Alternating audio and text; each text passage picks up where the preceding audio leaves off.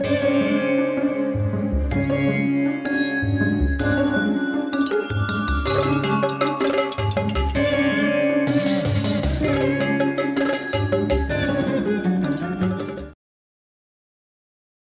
జనపద శాసన రాజులు, విరాటుడు, తన 2 కుమారులు వచ్చారు. ఇంకా అనేక రాజులు ధర్మరాజు యొక్క యజ్ఞం చూడటానికి అందరూ బయలుదేరి యాగ ప్రదేశానికి చేరుకున్నారు. పుత్రుడితో శిశుపాలుడు, బలరాముడు, అనిరుద్ధుడు, కంకుడు, సారణుడు, గదుడు, ప్రద్యుమ్నుడు, సాంబుడు, చారుదేష్ణుడు, ఉల్ముకుడు, శశిరుడు, అంగావాహుడు, ఇతర వృష్టి వంశరాజులు యజ్ఞం జరిగే చోటుకి వచ్చారు. మధ్యదేశీయులైనటువంటి రాజులు కూడా యజ్ఞానికి అందరూ వచ్చారు. ఇలా యజ్ఞానికి వచ్చిన రాజాదిరాజులందరికీ ధర్మరాజు ఆజ్ఞ ప్రకారం కార్యనిర్వాహకులు చక్కని ఏర్పాట్లు చేశారు. విశ్రాంతికి ఉత్తమ భవనాలు, తినటానికి చక్కని భోజనాలు ఏర్పాటు చేశారు. స్నానానికై ఇళ్ల లోపల దిగుడు బావులు ఏర్పాటు చేశారు. అలసట తీరటానికై చెట్లు పెంచారు. ధర్మరాజు అతిథులందరికీ స్వాగతం సత్కారాలు చేయటంలో దాంట్లో మునిగిపోయాడు. అందరూ తమకు ఏర్పాటు చేసిన భవనాల్లో నివసించసాగారు. ఆ భవనాలు ఎంత అందంగా ఉన్నాయి! కైలాస శిఖరాలంతా ఎత్తుగా ఉన్నాయి. ఎన్నో రకాల ద్రవ్యాలతో అలంకరించబడి ఉన్నాయి. వాటిలో శ్రమ పడకుండా ఎక్కటానికి అనుకూలమైన మెట్లు కూడా ఉన్నాయి. లోపల విలువైన పెద్ద పెద్ద ఆసనాలు ఉన్నాయి. అవసరమైన వస్తువులన్నీ ఉన్నాయి. ఇళ్లకు అందమైన మాలలు కట్టి ఉన్నాయి. అగర్ గంధంతో ఆ ప్రాంతాలు నిండి ఉన్నాయి. అంటే అంత సౌందర్యంగా అసలు వచ్చిన వాళ్ళకి, ఎంతో దూరం నుంచి వచ్చిన వాళ్ళందరూ కూడా ఆయాసంగా కూడా ఉంటారు. వాళ్ళ వచ్చిన తర్వాత ఒక దేశం నుంచి ఇంకో దేశానికి వచ్చిన తర్వాత అక్కడ వాతావరణానికి కూడా వాళ్ళు సరిపోవాలి కదా. అవన్నీ కష్టమే. తిండి దినుసులు ఇవన్నీ కూడా సరిపోవాలి. అవి కూడా వాళ్లకు సరి అయినటువంటి ఆరోగ్యాన్ని ఇచ్చే విధంగా ఉండేటువంటి వస్తువులంతా ఉండాలి కదా. ఆ వాతావరణానికి సరిపోవాలి కదా. అందుకని వచ్చిన తర్వాత ఒక 2-3 రోజులు ఎవరిని కూడా మాట్లాడించకుండా వాళ్ళకి తగు రీతిలో సత్కారాలు చేసి వాళ్ళ భవనాల్లో వాళ్ళంతా నివసించే భవనాలని ఎట్లా ఉన్నారంటే, ఆ అతిథులు నివసించేటువంటి భవనాలన్నీ చంద్రుడు హంసలతో సమానమైన తెల్లదనాన్ని కలిగి ఉన్నాయి. చూసేవారికి 1 యోజన దూరం నుండే కనిపిస్తూ ముచ్చట గొలుపుతున్నాయి, ఆనందాన్ని కలిగిస్తున్నాయి. అటువంటి భవనాల్లో ఒక 3 రోజులు 4 రోజులు కొంతమందిని ఉంచేశాడు. అంటే ఆయాసం తీర్చుకోవటానికి కోసం. వచ్చిన రోజే పని పెట్టలేదు. వచ్చిన రోజే వాళ్ళకి సాయంత్రం నుంచినే పని యజ్ఞశాలకు వచ్చే విధంగా చేయలేదు. 3 రోజులు ఎవరు కూడా కనపడుకోకుండా చేశాడు. అంటే విశ్రాంతి. వాళ్ళు కూడా ఒళ్ళు తెలియకుండా కూడా పడుకున్నారు. ఆయాసపడి వచ్చారు కదా. ఎన్నో కిలోమీటర్ల దూరం నుంచి రథాలు రావాలా? ఇప్పటిలాగా ఉంటుందా రోడ్లు? ఎక్కడెక్కడో పెద్ద పెద్ద కొండలు ఎక్కి దిగి, పెద్ద పెద్ద వాగుల్లో దిగి, ఎన్నో నదులు దాటుకొని ఎంతో కష్టపడి, కొంతమంది ప్రాణాలే పోతాయి వచ్చేటప్పుడు, కొంతమంది ధనమే పోతుంది. ఇవన్నీ తట్టుకొని ఇక్కడికి వస్తూనే వాళ్ళకి వాతావరణం కూడా చేంజ్ అయిపోతుంది. అవన్నీ ఆయాసం తీర్చుకునే దృష్టితో వాళ్ళందరికీ పెద్ద పెద్ద భవనాలు ఏర్పాటు చేశారు. ఎవరెవరకు ఏ భవనాలని ఏర్పాటు చేయనో అన్నీ చేశారు. వాళ్ళు అసలు భవనాలని చూసేసరికి వాళ్ళకి 1 యోజన దూరం నుండే కనిపిస్తూ ఉన్నాయట. ముచ్చట గొలుపుతున్నాయి. అటువంటి భవనాల్లో మనం ఉంటామా అని చెప్పేసి ఆనందాన్ని కలిగిస్తున్నాయి. అవి కలిసి లేవు, విడివిడిగా ఉన్నాయి. ఒకదానికి ఒక పక్కలో లేవు భవనాలు. వేరువేరే తోటల్లో, వేరువేరే విహారమైన స్థలాల్లో వేరువేరే భవనాలు ఉన్నాయి. ఒక్కొక్క రాజుకు ఒక్కొక్క భవనం. ప్రళయకాలంలో అవన్నీ పోయాయి, లేకపోతే అవన్నీ మనకు ఉండేవి కూడా. ఇది హిస్టరీ కదా. ఇదేదో కథ, కాకమ్మ కథ కాదు కదా, ఇది మన భారత భూమి యొక్క చరిత్ర కదా. ఈ చరిత్రను జ్ఞాపకం చేసుకుంటూ దీంట్లో మనకు ఇప్పటి కాలానికి ఏం కావాలనో తీసుకోవచ్చు. మనం అన్ని కాలాలకు ఉండేటువంటిదే ఇది మహాభారతం. జరిగిన కథ కదా. ఎందుకంటే ఇప్పటికీ కూడా పాండవులు నివసించిన స్థలము, పాండవులు ఉండినట స్థలము, మనకు రాముడి కాలందే అయోధ్య అంటున్నాం కదా. నమ్మని నమ్మకపోని భక్తితో కానీ లేక హిస్టరీ ప్రకారం కానీ మనకు చాలా ఎవిడెన్స్ దండిగా ఉన్నాయి మనకు. ఆ భవనాలంతా కూడా ప్రళయకాలంలో ఎక్కడో పోయాయి కూడా.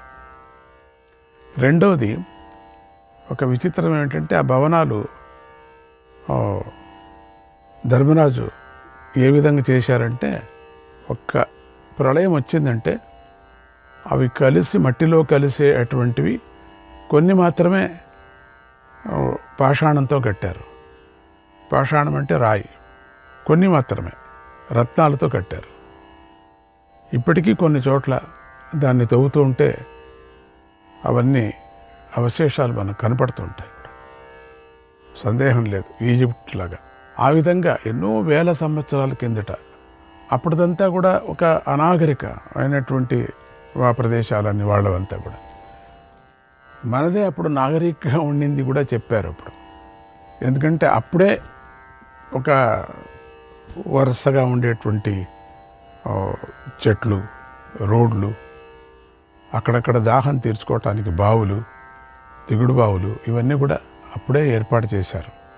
మరి విశ్రాంతి గృహాలు మధ్య మధ్యలో ఎట్లా కనపడుతున్నాయంటే, ఒక్కొక్కరిది ఒక్కొక్క ధ్వజం వేశారట. ఆ ప్రదేశాలు, ఆ దేశాల ధ్వజాలు వాళ్ళు అక్కడే కనిపెట్టి, ఎవరు అడ్రస్సే చెప్పాల్సిన పని లేదట. నేరుగా ఆ ధ్వజం వేసిన చోటకే వాళ్ళు వెళ్ళేవారు. అయినా తీసుకుపోవటానికి కావలసినటువంటి అన్ని ఏర్పాట్లు చేశారు, లేదని కాదు, అట్లా వదిలేయలేరు. ఈ ఖచ్చితంగా దూరం నుంచే ఎన్నో కిలోమీటర్ల దూరం నుంచి చెప్పేవారట, ఇదో అది దుర్యోధనుడిది అని చెప్పేవారట, ఇదో సైంధవ మహారాజుది, ఇదో గాంధర్వ మహారాజుది, ఇదో శల్యుడిది, ఇట్లా ఆ విధంగా అట్లా చెప్పేవారట. ఆ మహారాజులు, ఇది మగధరాజుది, ఇది మ్లేచ్ఛరాజుది అని వాళ్ళ గుర్రాలు తిప్పుకునేదాడు. గుర్రాలు కూడా తిప్పేవాడు. ఎట్లా ట్రైనింగ్ అయ్యిందంటే, వాళ్ళు తెచ్చిన గుర్రాలు ఆ పైన ధ్వజం రెపరెపరెపరెప ఆడుతుంటే ఆ శబ్దానికి, ఆ వాసనకు గుర్రాలే తిరిగేవాట. అంటే ఆ గుర్రాలు ఒకపారి, ఆ గుర్రాలంతా పైన ఒకపారి ఎకిలించి పైన చూసేవాట. చూసి మనది అని వాళ్ళు మావుటిగా, అంటే రథసారథి తోలక ముందే ఆ గుర్రాలు అట్లా ఆ భవనానికే పెట్టేది. పెద్ద మెయిన్ రోడ్లో నుంచి మొదలుకొని అట తిప్పుకునేవాడట. వాళ్ళ సైన్యం అంతా అట్టే వెళ్ళేది, వీళ్ళ సైన్యం అంతా అట్టే వెళ్ళేది, వాళ్ళ సైన్యం అట్టే వెళ్ళేవాడు. ఆ విధంగా చేశారట. మన చేత అవుతుందా? చేయగలమా చెప్పండి? బొమ్మ గీచుకోవటానికి కూడా మన చేత కాదు. బొమ్మలు కూడా ఆ విధంగా గీస్తామో లేదో తెలీదు. అంత అద్భుతమైనటువంటి, అసలు అది చూసే సంతోషపడుతున్నారు చాలామంది.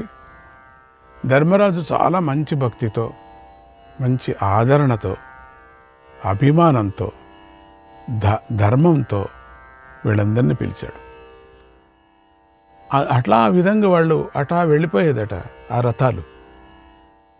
దానికి ఇంకేం ట్రైనింగ్ ఇచ్చారు ఆ రాజులు. ధ్వజం చూసే ప్రాణులు కూడా వెళుతుంటే ఇంకా దేశభక్తి ఎట్లా ఉంది, ఇంకా మనుషులకి ఎట్లా ఉంటుంది? కేవలం ఆ దేశంలో పెరిగిన కంచరగాడిదలకి అంత భక్తి ఉంటే ఇంకా మనుషులకి ఎట్లా ఉంటుంది చూసుకోండి.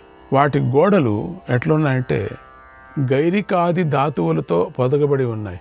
విలువ కలిగినటువంటి మన విగ్రహానికి మనము చల్ల, ఉష్ణం అనేటువంటి కాసి సీసం ఇవన్నీ కూడా చేరి విగ్రహం అంటుకోవటానికి చేస్తూ ఉంటాం.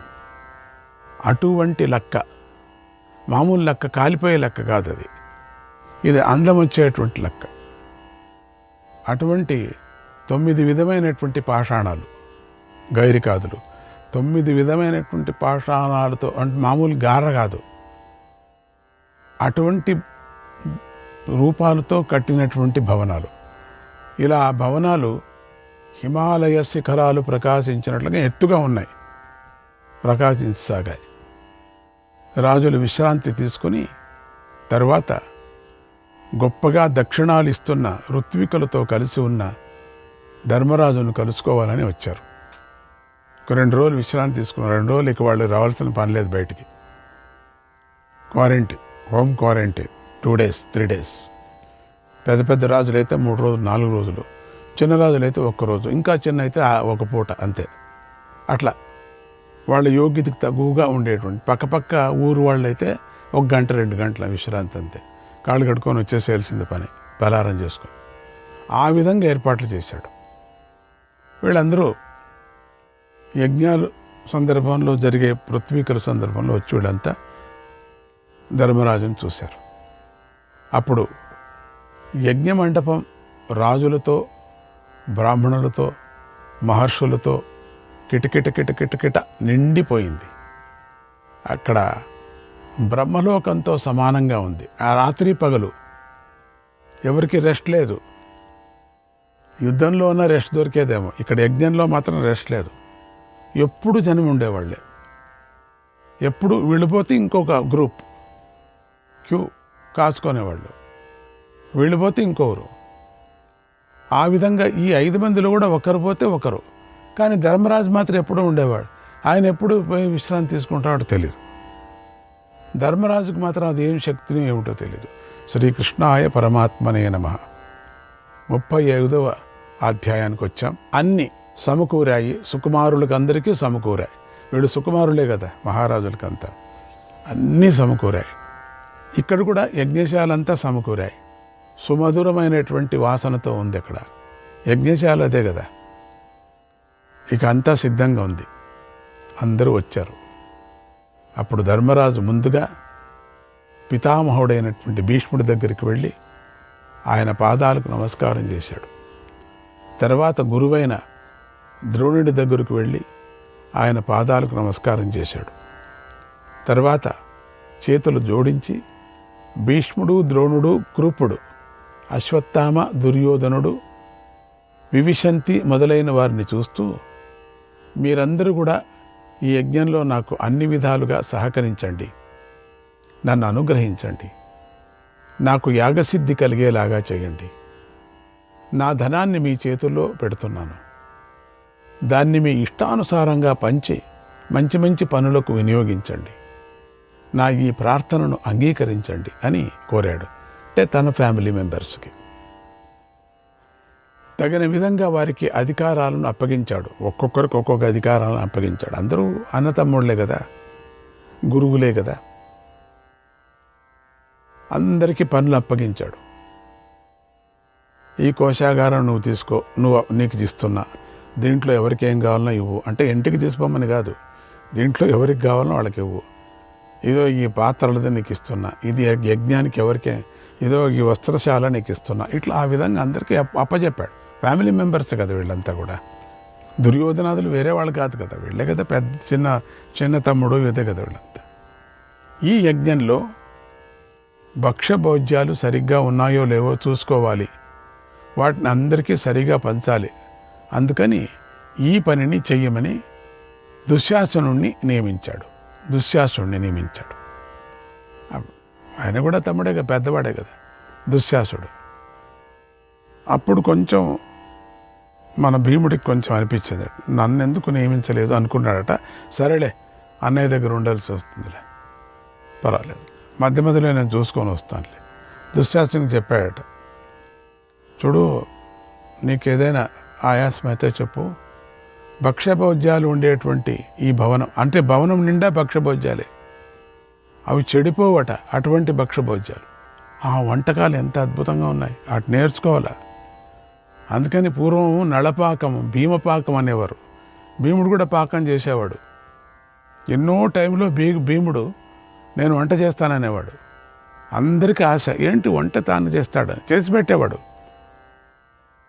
కానీ విపరీతమైన గుట్టలు చేసేవాడు. అందరికీ అనిపించింది ఉండేది 100 మందికి ఎందుకు ఈ గుట్ట అని. ఎవరికి అర్థం కాలే. మీకెందుకు వంట చేసేది నేను, మీరు తినండి అంతే. 3/4 గుట్ట ఆయనకి, 1/4 గుట్ట వీళ్ళకి అంతే. అందుకని వంటకు మాత్రం వచ్చేవాడు. ప్రతి సందర్భంలోనూ కూడా వంట అంటే చాలా మేనేజ్మెంట్ కానీ చాలామంది ఆయనకి ఇచ్చేవాడు కాదు. నువ్వు చేస్తే వంట మేనేజ్మెంట్ నువ్వు తీసుకో, నువ్వు చేయకపోయావు అనుకో నువ్వు మేనేజ్మెంట్ తీసుకోవటానికి వీల్లేదు అని అర్జునుడు ముందుగానే చెప్పేశాడు. సరే, దుశ్శాసనకి ఇచ్చాడని కొంచెం లోపల ఉండింది. పర్వాలేదులే, నాన్న దగ్గర ఉండేది కదా అని చెప్పేసి. విప్రులకు స్వాగత సత్కారాలు చేయాలి, మర్యాదలు చేయాలి. ఈ బాధ్యతను అశ్వత్థామకు అప్పగించాడు. రాజులందరినీ సత్కరించాలి. ఇందుకు సంజయుణ్ణి నియమించాడు. అన్ని పనుల్లో తప్పులు జరగకుండా చూసుకోవాలి. ఈ పనిని చెయ్యి, ఈ పనిని చేయవద్దు అని గట్టిగా చెప్పగలిగిన వారు ఒకరు ఉండాలి కదా.